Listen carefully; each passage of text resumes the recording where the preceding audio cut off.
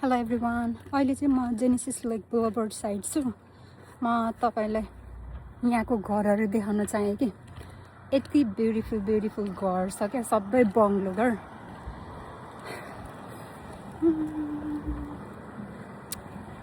हेर्नु, कुनै घरमा चाहिँ मान्छे सरिसकेको छ, कुनै घर चाहिँ स्टिल पनि बन्दै छ। नयाँ एरिया हेर्नु न, यो घर कति ठुलो कति राम्रो। पहिले नेपालबाट आउँदाखेरि चाहिँ यहाँ कस्तो लाग्थ्यो भने मलाई कति सानो पुन्टो घरहरू होला, भित्र कत्रो पनि स्पेस हुँदैन होला सोचेको थिएँ। अब नेपालमा त कत्रो बिल्डिङ हुन्छ नि त, प्रायः ठुल्ठुलै बिल्डिङ्सहरू हुन्छ। अनि यहाँ त कति पनि मान्छे पनि अट्दैन होला, स्पेस पनि सानो हुन्छ होला सोचेको थिएँ। तर म रङ रहेछु क्या। यहाँ चाहिँ बाहिर घर हेर्दाखेरि सानो देखिने, तर भित्र चाहिँ स्पेसियस क्या, एकदमै ठुलो देखिने। ठुलो स्पेस भएकोहरू। यो घर त कति ठुलो एरियामा पनि रहेछ। हेर्नु न, ब्याकयार्ड नै यति धेरै ठुलो क्या।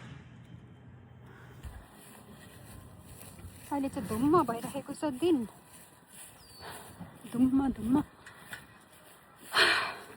म तपाईँले अहिले चाहिँ के अरे ऊ देखाउन जाँदैछु क्या, क्यानोला मस्टर्ड जस्तै, त्यो तोरीको फुल जस्तै हुन्छ क्यानोलाको ऊ। सबै यति दामी खेती गरेको छ, अहिले फुल्छ क्या।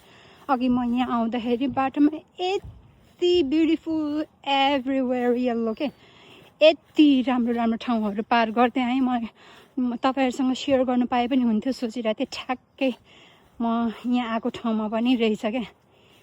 लुक एट द्याट, यति राम्रो छ नि, यति राम्रो छ, कुरै छोड्दिनँ।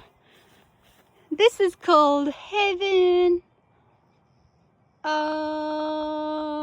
हेर्नु न, वाह, कति त्यो आँखाले नभ्याउने गरी त्यति पर छ क्या, परसम्म। यस्तो देख्दाखेरि त यस्तो आनन्द आउँछ भनेपछि। हेर्नु त, यति धेरै जुम गरेछ, यति धेरै परसम्म सब क्यानोलाको खेती। त्यो रोड हुँदै आएको म अघि गाडी कुदिरहेछ सानो यस्तो छ। अरू ठाउँमा जाँदाखेरि मलाई कुनै चिजहरू राम्रो लाग्यो भनेदेखि अब तपाईँहरूसँग सेयर गर्न कोसिस गर्छु है।